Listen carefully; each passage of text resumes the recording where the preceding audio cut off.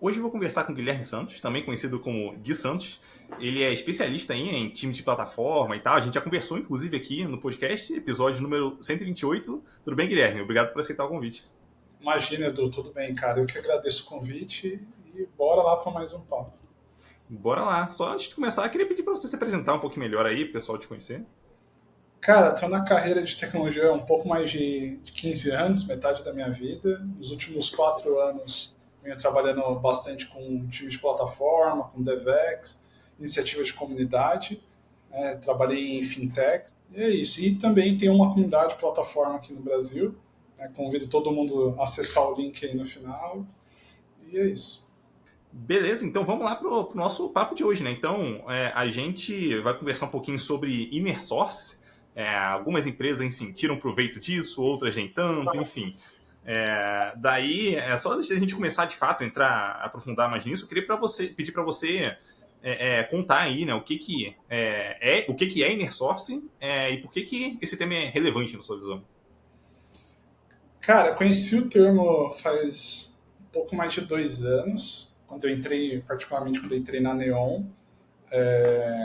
Lá eu entrei para trabalhar na parte de cartão de crédito e eu via que tinha muito time fazendo retrabalho, né? Muito time criando coisa duplicada. Tinha muito bloqueio também de times que dependiam de outro time para atuar. E aí eu fui pesquisar alguma coisa, alguma prática que ajudasse a resolver esses problemas. E aí que eu me deparei com o termo Inner Source, que de maneira bem simples é você trazer as práticas do Open Source para o Inner Source. Né? E aí tem várias práticas hoje de mercado que ajudam a resolver alguns problemas no mundo corporativo e que no mundo Open Source já são muito melhor endereçados. Né? Bom, isso aí envolve, imagino, criar talvez bibliotecas, frameworks internos ali, onde a pessoa, pessoa imagino que não, né? Mas talvez um time ali, né, vai manter aquele código, escrevendo documentação, enfim, dando todo o suporte para o pessoal internamente, como se fosse um código de fato externo, né, open source, só que de fato ele só vai rodar na empresa. Isso, tem algumas práticas, tá? Depois, se você quiser deixar para a galera o link aí, tem um site, hoje tem uma org que cuida dessas práticas, que organiza, que chama Inner Source Commons. Tem uma série de práticas que você pode adotar para resolver alguns problemas, né, que a comunidade open source resolve muito bem. Então, tem desde você compartilhar código que mais de uma equipe vai utilizar, ajudar na tomada de decisão, né? Tem empresas que adotam, por exemplo, a RFC.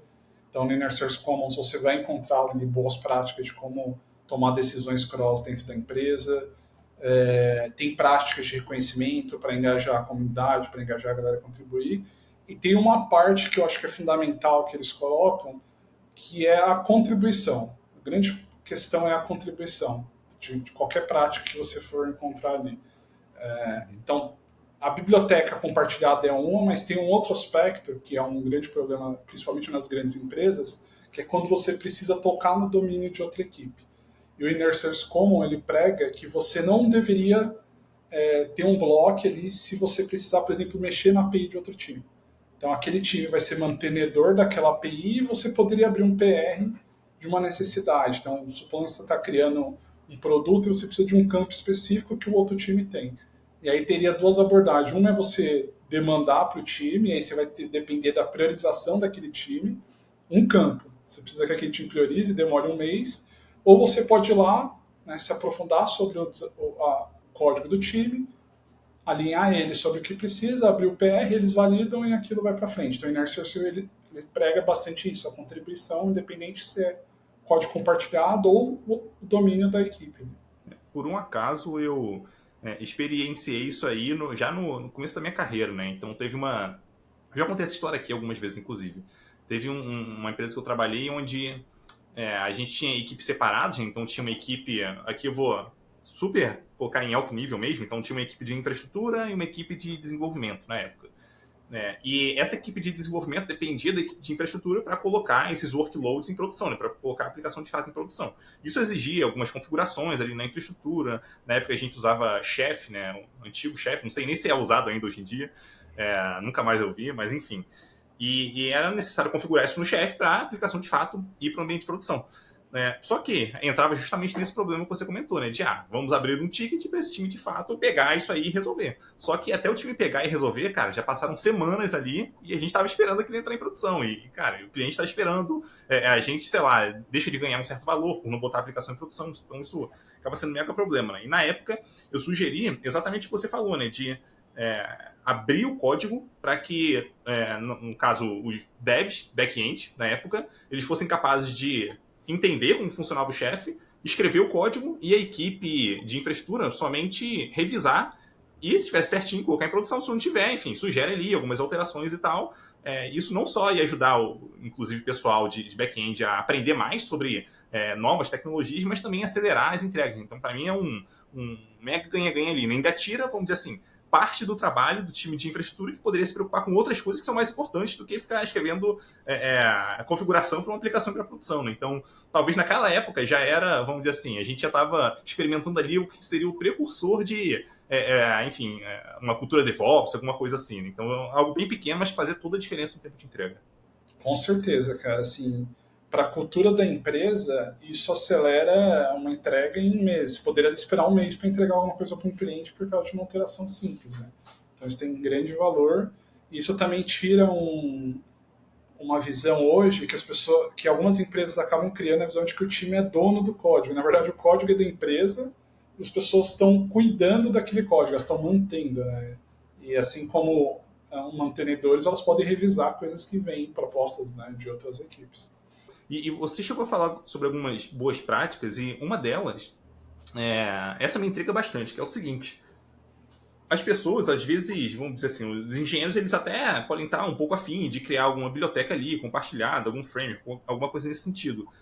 Mas eu diria que nem todo mundo está tão empenhado assim, uma vez que, cara, tem tarefas do dia a dia para fazer, para entregar ali, botar em produção. Então, às vezes, a pessoa não se engaja muito por conta disso, por conta dessa pressão natural que já existe para ela fazer as entregas do dia a dia. Então, eu queria entender, até da tua experiência, né, como que a gente consegue estimular com que essas pessoas, de fato, contribuam ali para criar, né, uma cultura de inner source, para criar código compartilhado ali entre os desenvolvedores da empresa. Boa, cara. Ótima pergunta, porque o inner source, por mais que seja uma estratégia, acho que é importante deixar claro para as pessoas que é uma estratégia que a área de tecnologia tem que adotar. Sendo uma estratégia, tem que ter investimento para que funcione muito bem. Porque se você só declara, galera, qualquer um pode contribuir, ou vamos criar código que a gente pode compartilhar, você pode criar mais problemas. Né? Então, cada um começa a criar uma lib, as pessoas não se conversam.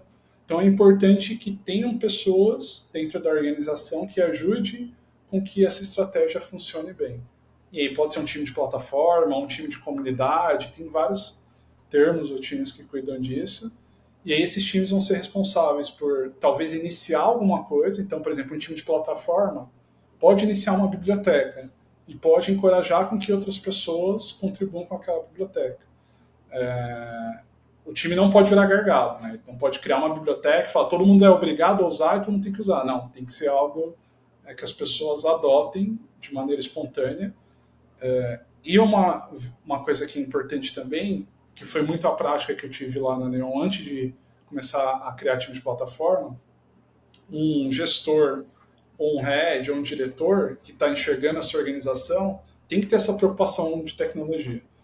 Tipo, se eu estou vendo que na minha área que tem 3 times ou 4 times que estão fazendo a mesma coisa, eu deveria colocar no meu cronograma aqui, criar alguma coisa que esses times se aproveitem ou se ajudem para conseguir ganhar velocidade. Né? Eu acho bem interessante você comentar sobre essa visão um pouco mais estratégica, né, de inner source. Então, pensar, vamos dizer assim, de cima para baixo e não só criar uma biblioteca, criar um pedaço de código ali que vai ser compartilhado de alguma forma, porque isso acaba entrando, aí entra muito no que você comentou, sobre até, enfim, ter talvez diretores ali, né, essas lideranças mais sêniores, delas talvez criarem incentivos para que isso aconteça. O que envolve, eventualmente, só um exemplo aqui, eu não estou dizendo que ele deve necessariamente ser usado, mas só como exemplo mesmo, será que isso deveria ser levado em consideração na avaliação de desempenho das pessoas, o quanto que elas estão dispostas a contribuir com essas ferramentas internas?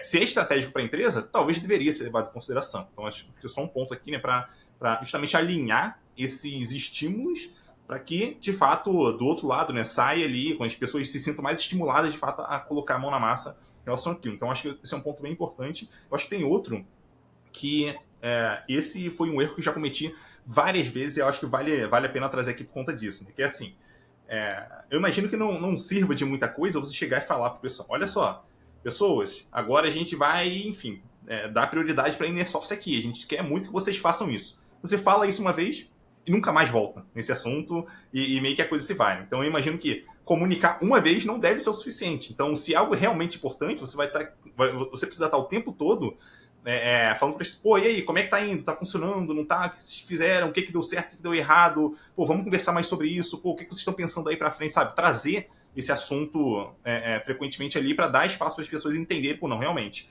parece que isso aqui é importante, eu acho que vou dedicar um pouquinho do meu tempo para poder colocar nisso aqui. Então, acho que essa comunicação frequente ali é algo que eu já pequei, assim, várias vezes de pegar coisas que, na minha visão, eram importantes na época, que eu falei uma vez só, deixei para lá, imaginei que fosse acontecer, e não acontece. Então, mesmo a gente sendo líder, falar uma vez costuma não ser o suficiente para direcionar, de fato, as pessoas para seguirem em alguma linha. Sim, concordo, cara. Concordo. Assim, a comunicação ela tem que ser clara para todo mundo, de cima para baixo, principalmente. Tem que ter algumas iniciativas, e aí aquela organização que eu disse ajuda bastante. E aí é importante entender, dentro dos projetos ou da organização, qual que é a maior dor que o Inner Circle pode ajudar. Por exemplo, precisamos tomar decisões cross de tecnologia. Então, adotar RFC, tem empresas que já faz naturalmente e não sabe que está adotando uma prática que é o que o Inner Circle traz. Então, vamos começar com um padrão de RFC e construir um fórum onde staffs ou pessoas mais seniors vão conduzir para que a gente implemente uma dessas práticas. Uma outra prática uma outra ideia que é boa também é que tem projetos dentro da empresa que naturalmente precisam de contribuição. Então, vou dar um exemplo de um design system. Então, a empresa está construindo um design system e tem vários outros front-ends dentro das outras áreas.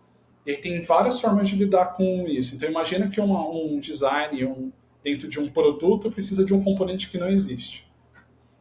Ele pode demandar para uma equipe central que cuida do design system, que tem 4, 5 pessoas, e aquele roadmap está explodindo, ou eles podem criar um padrão de adoção. Então, um design system, por exemplo, é um tipo de projeto que precisa aproveitar muito bem as práticas de Inner Circle para que o projeto ganhe escala.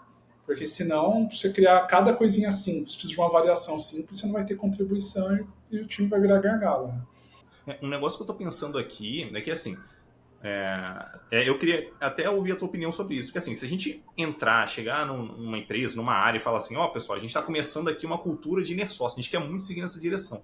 Talvez isso, no primeiro momento, pode ser muito pesado para as pessoas que estão ali. Pesado no sentido de, putz, vai ter uma grande mudança, e tal, não sei o quê. Cara, será que a gente talvez não consegue começar com algo mais simples? Então, nem fala de inner source. Vamos pegar, talvez, uma equipe ali e vamos dedicar para ela criar uma certa ferramenta para resolver um problema, de fato, que a empresa tem, que, de fato, vai trazer uma produtividade, vai trazer um ganho real ali, né? E a partir disso, talvez você vai criando outras coisas, vai aprendendo, fazendo melhor, e em algum momento no futuro você vai chamar isso de inner source. Mas no começo você não trouxe essa carga toda de inner source, você tem que fazer desse jeito, melhores práticas. Não, você começou com algo que realmente ia trazer valor e expandiu a partir dali.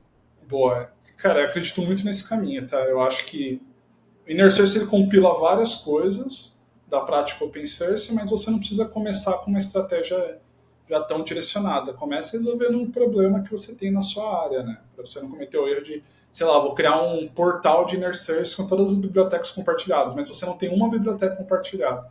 Para que você vai criar um portal, né? Então, concordo muito com esse ponto. E aquele ponto também, né, de o famoso Pareto. Provavelmente existe, vamos dizer assim, 20% do esforço que você pode gastar para resolver 80% dos problemas. Então, quase sempre a gente enxerga uma questão dessa. Então, por que não priorizar alguma coisa que de fato está sendo uma mega dor da empresa e a partir dali você faz? Então, acho que tem isso também para a gente ter em mente. Sim, concordo. E outro ponto que eu queria entender de você é o seguinte.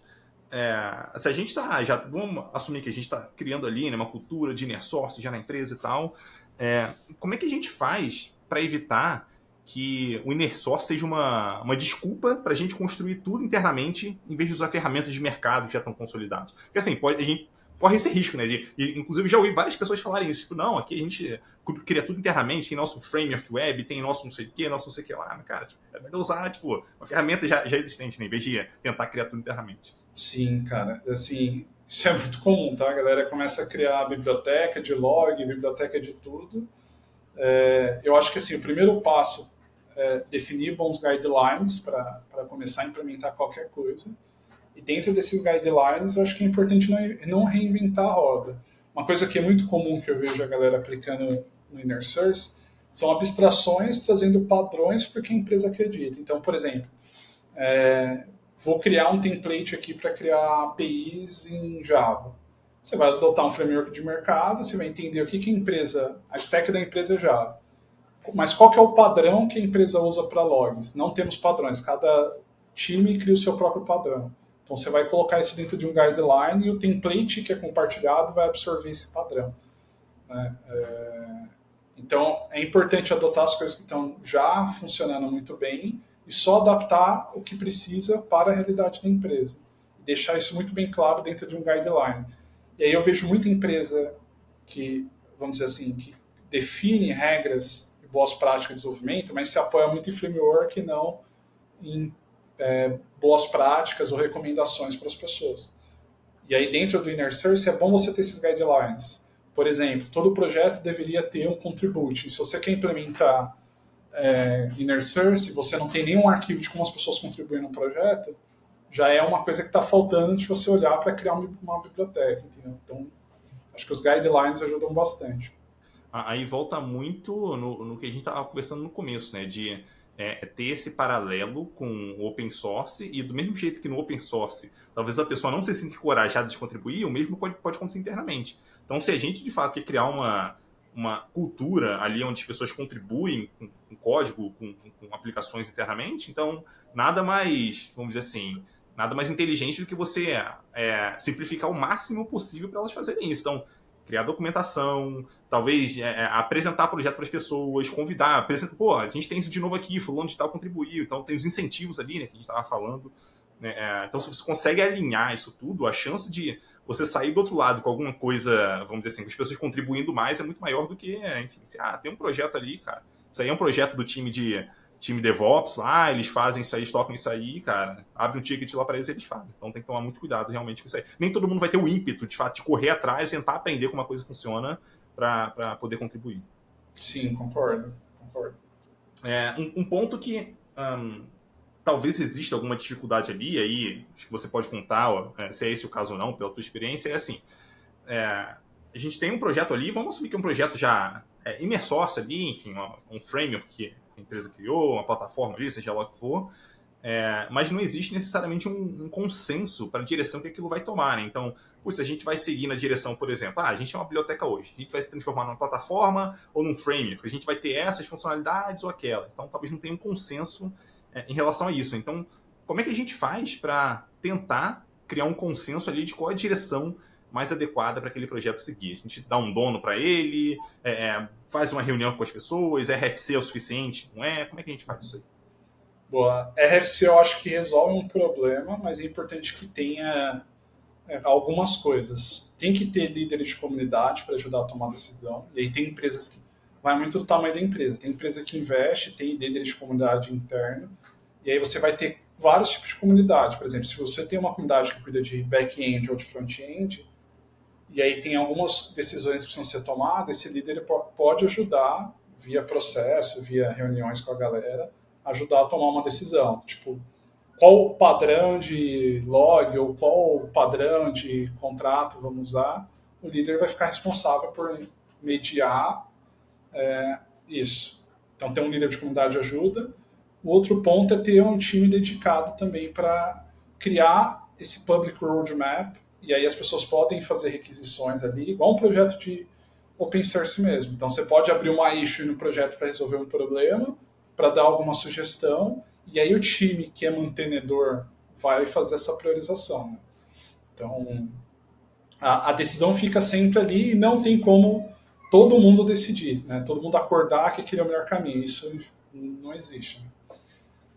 Eu acho que é importante existir uma certa maturidade de quem está participando da discussão, de entender que eu estou aqui para contribuir. Isso não significa que as coisas serão feitas do meu jeito. Tá? Acho que Exatamente. esse é um lado da coisa. O outro lado é, quem está liderando ali de fato, é entender que eu sei que nem todo mundo vai gostar dessa direção, mas para mim essa é a direção que o projeto deve seguir. Muito obrigado pela opinião de todo mundo. Elas de fato ajudam aqui a tomar uma decisão, mas a decisão que a gente vai tomar é essa aqui. De fato, enfim, seguir. Acho que assim, é como qualquer posição de liderança, exige um certo nível de coragem para a gente fazer as coisas, porque eu sei que pô, alguém pode ficar chateado porque não foi na direção que a pessoa curtia, existe um risco que a gente está correndo ali, então nada garante que a direção que eu, líder, definir depois de ouvir todo mundo, nada garante que aquilo vai dar certo. Pode ser que dê errado, que eu tenha tomado a decisão errada. E acontece isso. Então, até a pessoa vamos dizer assim, mais em paz com esse tipo de coisa, é interessante, né? E quem tá de fora, entre aspas, vamos dizer assim, né, contribuindo ali, com opiniões e tal, entender que, ok, a gente tomou aquela decisão porque parecia a melhor decisão, mesmo porque eu não tenha concordado, cara, parecia a melhor decisão, não deu certo e tudo bem, vamos ajustar agora. Acho que ter esse tipo de mentalidade, tipo, vamos experimentar, vamos fazer um negócio realmente diferente aqui, vamos ver se funciona, se não funcionar a gente volta, acho que tá tudo certo, né? Dificilmente a gente vai tomar uma decisão que seja, vamos dizer assim, que não dê pra gente voltar. E, sabe, pô, não, tem que desfazer tudo e, cara, é impossível fazer isso, sabe? Então, eu acho que estar em paz com esse tipo de situação ali é mega importante. Também pode ajudar um bocado, né, as coisas a caminharem em uma direção mais legal. Sim. E aí, dentro disso, assim, a própria estratégia ela passa por uma mudança de maturidade ao decorrer que ela é implementada. Então, por exemplo, comecei a criar um projeto compartilhado, aí as pessoas começam a mandar PR, só que não houve uma RFC nenhuma discussão antes. Aí você vai e recusa o PR porque aquilo não faz parte da estratégia do projeto. As pessoas vão se sentir frustradas porque elas gastaram energia. E aí você vê que o seu processo precisa de que antes que as pessoas comecem a codar e mandar proposta, que elas coloquem aquilo na mesa para discussão, seja uma RFC, seja uma issue dentro do projeto, e as pessoas vão abrir issues ou RFCs, e aí às vezes aquilo vai ficar largado, e aí passa também por uma mudança de maturidade do processo para poder dar vazão para as coisas como elas são criadas. Eu gosto muito do... Eu acho que tem vários... Para quem quer implementar Inner Source, acho que é bem legal pegar projetos open source e ver como que eles funcionam. Como que a comunidade daquele projeto aceita um PR, tem um roadmap, tem um estágio, tem algum guideline que é para ser seguido. Eu gosto bastante, por exemplo, do TC39. Para quem não conhece, é um grupo que meio que define o futuro do ECMAScript. Né? E aí eles têm estágios de implementação. Você pode criar uma proposta, aquela proposta entra num estágio inicial, onde aquilo está sendo validado, se vai fazer sentido ou não, vai ser votado e tudo. E se aquilo evoluir, aquilo entra para o JavaScript, para o ECMAScript. Então você também pode dar margem para as pessoas experimentarem e trazer para mostrar o benefício daquilo.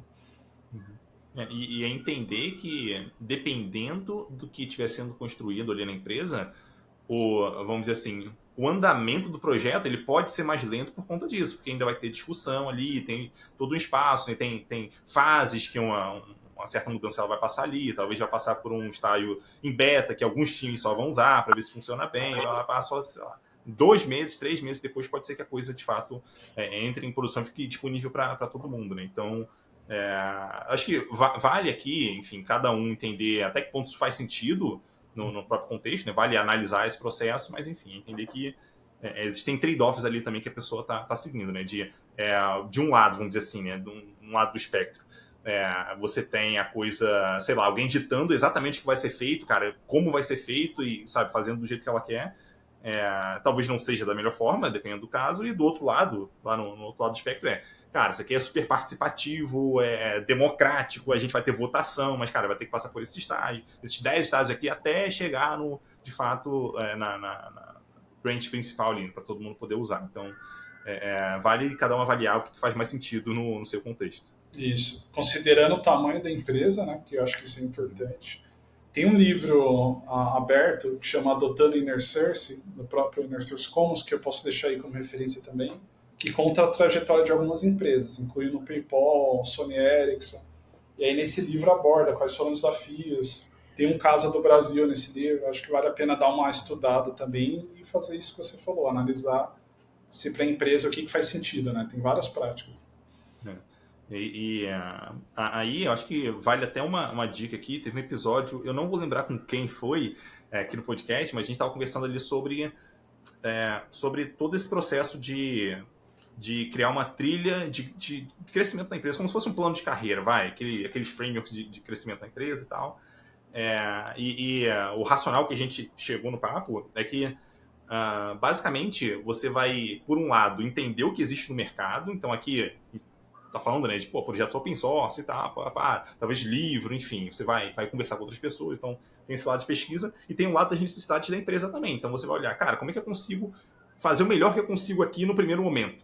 E, muito provavelmente, você vai errar nesse primeiro momento. E já é esperado isso, cara. Você vai colocar processos de mais ou processos de menos, logo de cara. Pô, beleza. A questão é, como que você vai evoluir ao longo do tempo, né? Então, cara, você vai melhorando. Você tem espaço para melhorar isso aí? Com quem você discute sobre os processos que estão ali, dentro da sua equipe mesmo? Isso é aberto para a empresa? Como é que funciona? Então, eu acho que pensar em como que você vai criar essas, vamos dizer assim, essas retrospectivas para melhorar o próprio processo pode ser bem interessante aqui, né? Para evitar essa coisa de, não, aqui, cara, a gente, do jeito que fez, vai ter que funcionar. E se for assim, provavelmente vai ter problema. Até porque a empresa vai evoluir ao longo do tempo, os projetos ali que estão envolvidos vão evoluir ao longo do tempo também e vão acabar exigindo alguma coisa diferente, né? Tanto, vamos dizer assim, a gente pode evoluir no sentido de mostrar que, cara, a gente não está sendo ágil o suficiente, mas pode evoluir no sentido de, putz, aí, cara, a gente tá rápido demais aqui, a gente deveria parar e pensar melhor nas decisões que a gente está tomando, porque a gente está tomando muita decisão ruim.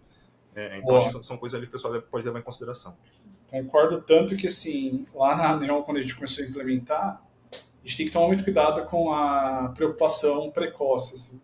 E aí, vou dar um exemplo. A RFC, a gente tomou uma decisão consciente de não implementar no começo da jornada que a gente chamava de Neon Source lá. Por quê?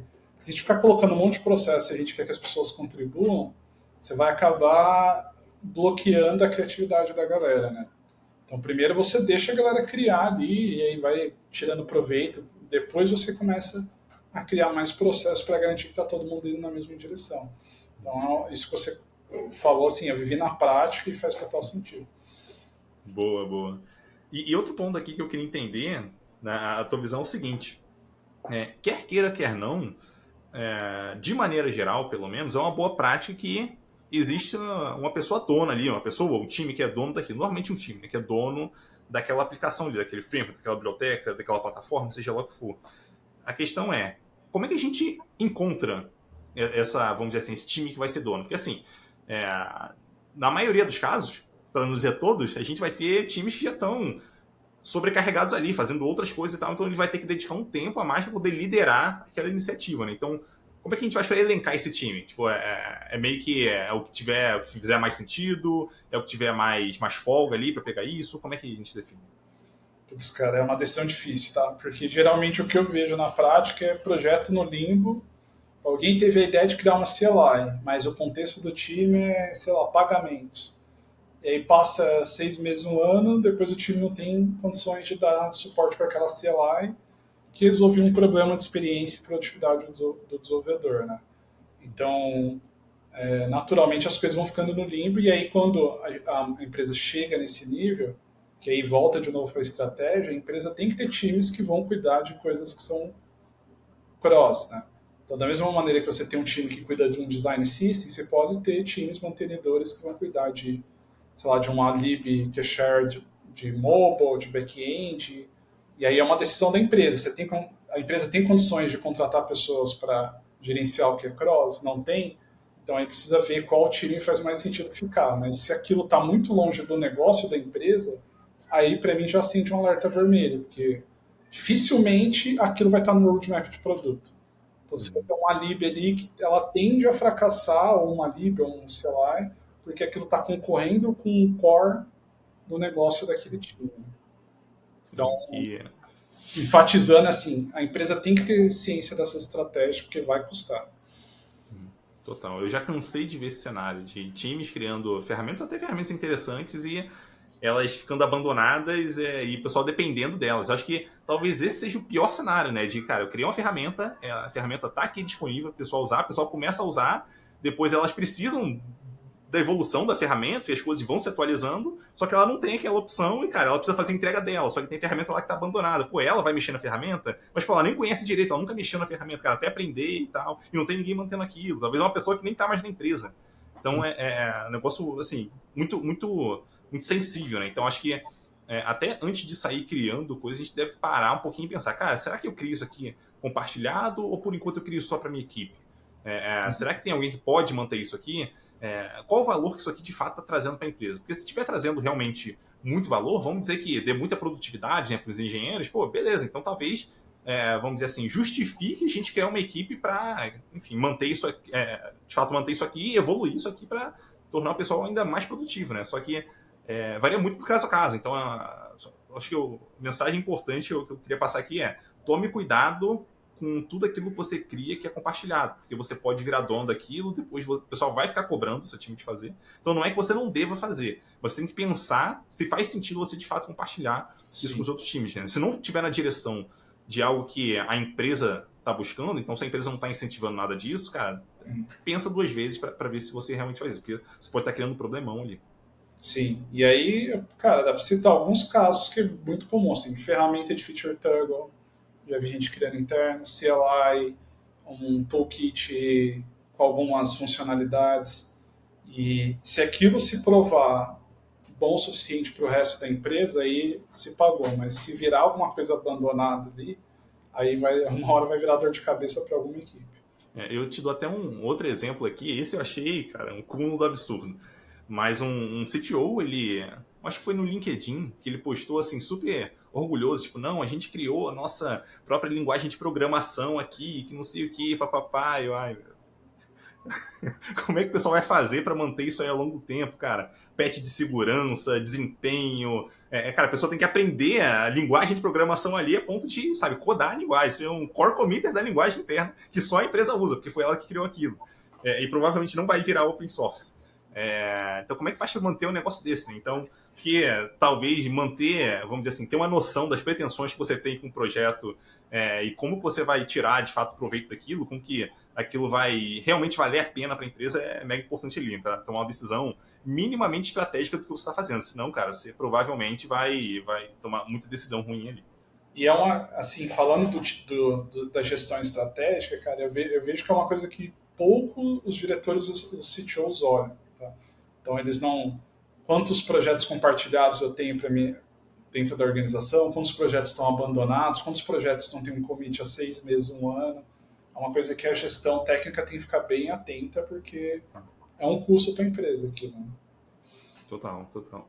Se às vezes acontece de ter projeto rodando em produção e ninguém usando aquilo, imagina projeto que nem está rodando. Exatamente. Muito mais. Beleza. E assim, o que a gente pode fazer quando, por exemplo, uma pessoa ou uma equipe não quer mais ser dona daquilo? Vamos dizer que tem uma equipe, cara, que ela criou, enfim, uma certa ferramenta ali e tal, tá até mantendo, mas, pô, não quero mais ser dono disso aqui, cara, pra mim não faz mais sentido, nosso escopo mudou e tal, tipo, é semelhante ao caso anterior de, putz, cara, a gente talvez tenha que montar uma equipe nova, talvez, ou tem alguma diferença ali? Assim, geralmente, os cenários que eu já vi, cenário de handover, ou a empresa cresceu demais e você tem hoje equipes que podem absorver aquilo.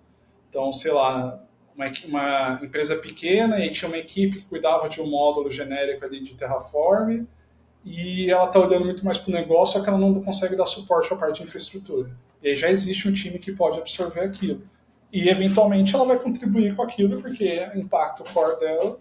Então, handover é uma prática boa quando a equipe não consegue mais dar conta de algo e aí tem que ter essa distribuição, né? Seja porque a empresa cresceu ou porque uma empresa comprou outra, e aí supondo que uma empresa compra outra que tem um time de DevEx ou de plataforma que pode absorver parte desse conhecimento. E tem todo um processo de handover que deve durar de 2 a 3 meses para passar esse conhecimento. Agora, quando não tem um time que pode dar conta, aí eu acho que é uma decisão mais difícil, que temos uma coisa interna que a gente criou, será que faz sentido a gente ir para um modelo SaaS ou para alguma coisa que um terceiro vai tomar conta? Então, vou dar um exemplo, de novo, do Feature Toggle. Já vi vários casos, e até ouvi em podcast, empresas que criaram seu próprio Feature Toggle.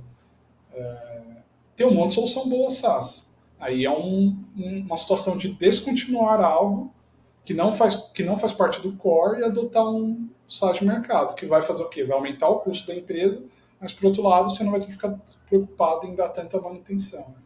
Em tese, vai abrir espaço também para a equipe que mantinha aquilo para fazer outras coisas, né? Então, talvez seja muito uma questão de custo de oportunidade. Eu vou ter que pagar um pouco mais para ter uma ferramenta, mas ao mesmo tempo eu vou abrir espaço para a gente entregar mais funcionalidade, enfim, fazer entregas aqui que são, eu imagino que mais estratégicas para a empresa, né? Do que manter uma ferramenta ali que não está no core dela. Então, acho que esse é até um ponto bem interessante, que assim, quando a empresa for criar, quando a gente for tomar, né, como liderança uma decisão de criar uma ferramenta, a questão é, será que existe uma ferramenta no mercado que a gente consegue pagar para fazer isso? Porque assim, muito provavelmente o que a gente vai fazer não é nosso core. Se não é nosso core, a gente deveria estar fazendo isso?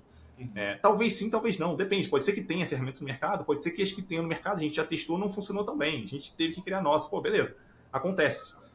Mas isso é uma decisão importante ali para ser tomada, né? Eu acho que ela, vamos dizer assim, a liderança ela precisa estar incluída nesse papo para a gente conseguir ter esse olhar um pouco mais abrangente, né? Então, em vez de só pensar, não, cara, eu consigo escrever essa ferramenta aqui, eu vou fazer ela aqui, cara, eu vou resolver o nosso problema. Pô, não, beleza. Será que é isso que a gente deveria, de fato, estar fazendo? Esse é o melhor gasto que a gente tem com o nosso tempo aqui?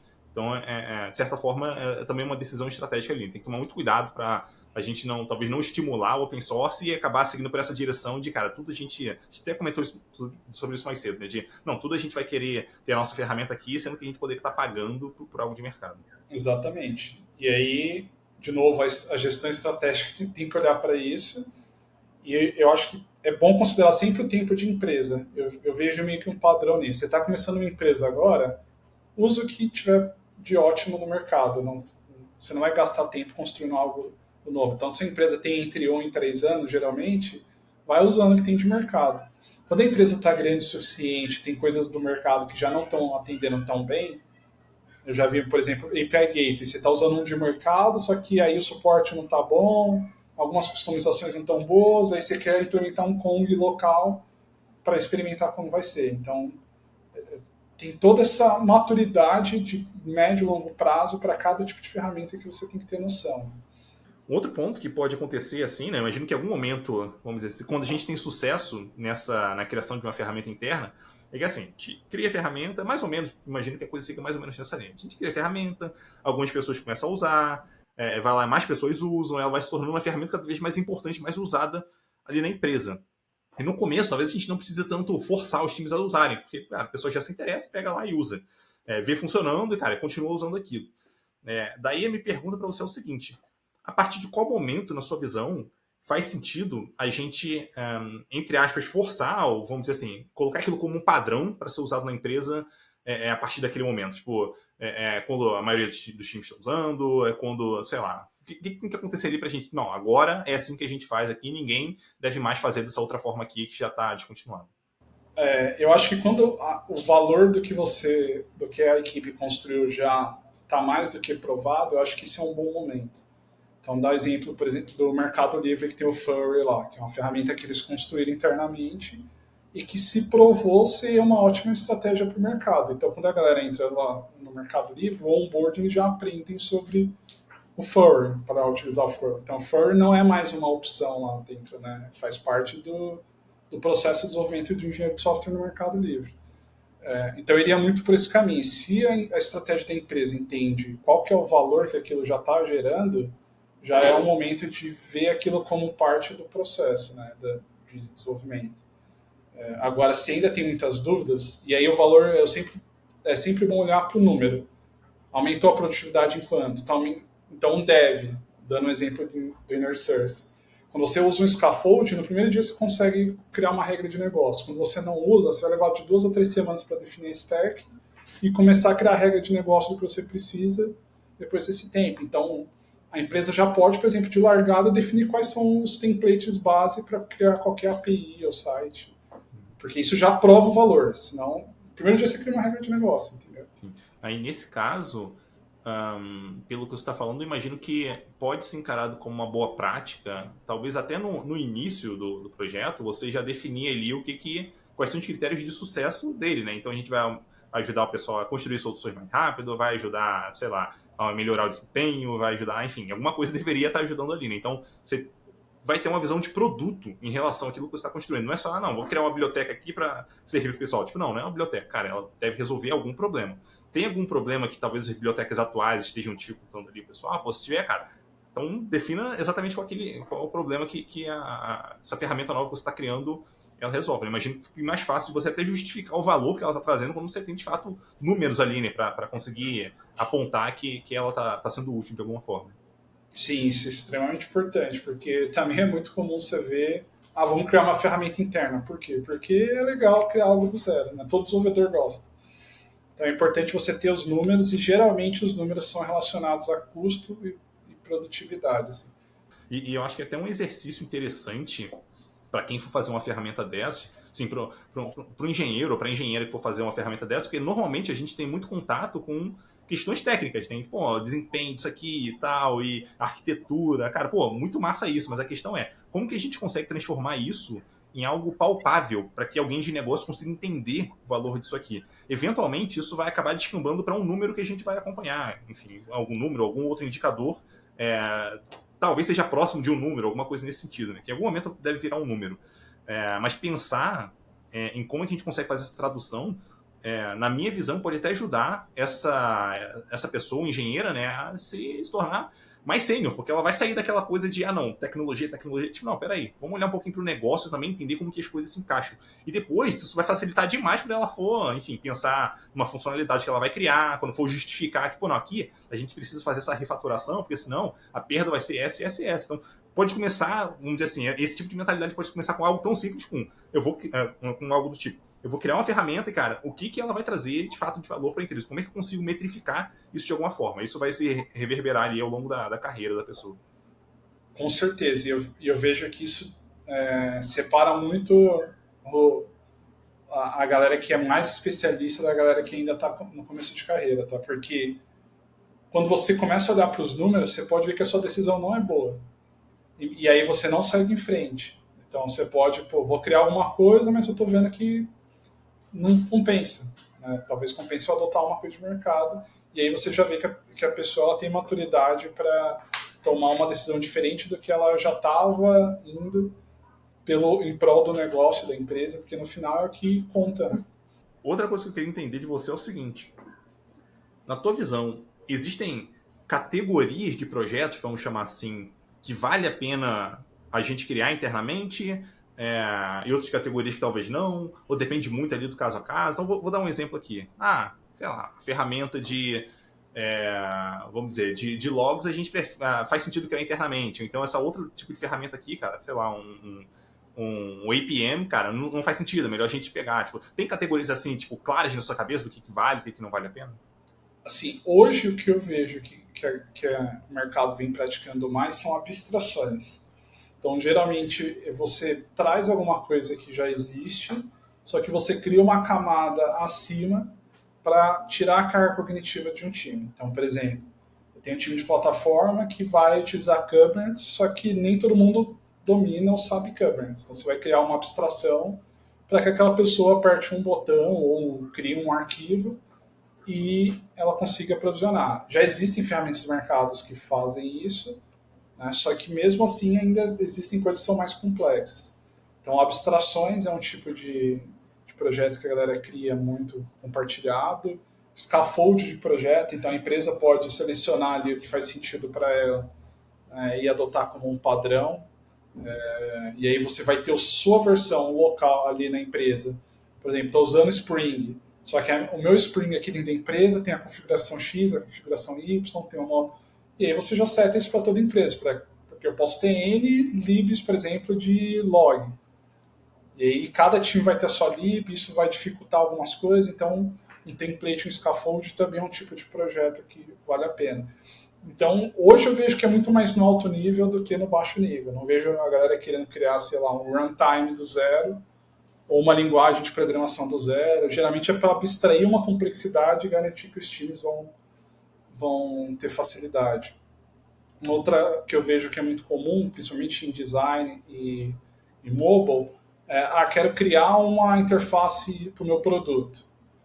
o seu produto ele vai ter características bem específicas de front-end. Então a galera ou cria um CLI ou cria alguma coisa que meio que já vai dar um módulo pronto para você em cima daquilo, né? Eu acho que isso é um excelente começo, assim, né, pra galera. Porque, assim, já começa com um problema ali muito claro em mente, e, cara, como é que a gente consegue resolver esse problema ali? Fica até mais fácil de metrificar, inclusive, que a gente estava conversando agora há pouco. Um negócio, assim, que eu já vi acontecer algumas vezes, inclusive, assim, de um time, isso já aconteceu, inclusive, com times que eu participei. A gente criar uma ferramenta interna da própria equipe mesmo, uma ferramenta bem interessante ali, talvez uma biblioteca, enfim, nosso código ali, ela, enfim, era muito útil para a gente, poderia ser útil para outras equipes, só que talvez as outras equipes nem sabiam que essa ferramenta existia, poderia ser útil para eles também. Né? Eu queria entender assim, um pouquinho de você, quais talvez podem ser os primeiros passos que a gente pode dar ali, né, como uma equipe que está mantendo um projeto interno, para estimular a adoção desse projeto por outras equipes ali, né, talvez mais próximas da gente, tal. Como é que a gente consegue fazer, vamos dizer assim, entre aspas, um marketing daquilo que a gente criou? Boa. Aí tem algumas iniciativas que ajudam. Se a empresa ela tiver Tech Talks, eu acho que é um bom fórum para apresentar soluções e atrair pessoas para contribuir, para utilizar. Então, apresentar é importante. Os fóruns de comunidade também são importantes. Então, se meu time criou alguma coisa, sei lá, para back-end e a empresa tem as comunidades, eu acho que é importante, interessante levar. Aí, quando a empresa atinge um nível de maturidade que tem algumas coisas, é legal ter um catálogo disso. Né? Por exemplo, tem o Airbnb.io, tem todos os projetos lá deles que são open source. Então, você ter um acesso fácil para todo mundo saber quais são os projetos que são compartilhados ou que as pessoas estão criando, ajuda também, porque alguém pode ir lá, um dev, achar o projeto da sua equipe, achar interessante e querer contribuir. E aí, sobre engajamento, a empresa também pode adotar práticas para premiar quem ajuda outros times. Né?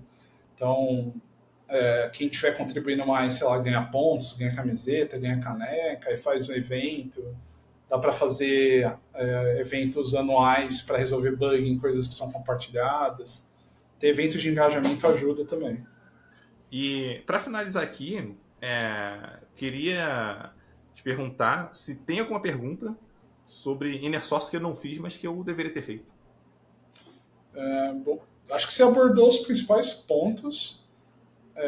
Não é uma pergunta, mas eu acho que é um bom direcionamento, porque muitas vezes essas coisas ficam muito mais na mão do dev. Acho que o gestor e os líderes da empresa precisam entender quais são as oportunidades e os desafios que tem sobre colaboração e comunicação e como o inner source e as práticas de open source podem ajudar. Então, não é tanto uma responsabilidade do dev, é uma responsabilidade da estratégia da empresa e a gestão tem que incentivar e garantir que está tendo alguns cuidados. Porque você tem que dar autonomia e liberdade para o dev, mas também tem que garantir que está conectado com a estratégia da empresa. Né? Daí eu queria abrir esse espaço aqui final para você fazer teu jabá, e se você quiser. Se quiser passar alguma outra mensagem também, fica super à vontade aí, pode mandar brasa. Bom, convidar a galera, quem quiser participar da comunidade plataforma, lá, a gente fala de tudo, tem canal sobre produtividade, canal sobre plataforma como serviço, de produtos, tem vários canais legais que o pessoal vem trocando bastante. E para quem quiser se aprofundar sobre Inner Source, eu recomendo depois pesquisar Inner Source Common. Tem várias práticas listadas, tem tradução em português, e se eu não me engano eles têm uns 4 ou 5 livros abertos, que você consegue já baixar e ler, para entender como implementar na empresa, e aí lá tem estudos e gráficos de coisas que dão certo, coisas que não dão certo, então é isso. Muito obrigado aí pela oportunidade. Imagina, eu que agradeço, um abraço e até a próxima. Até.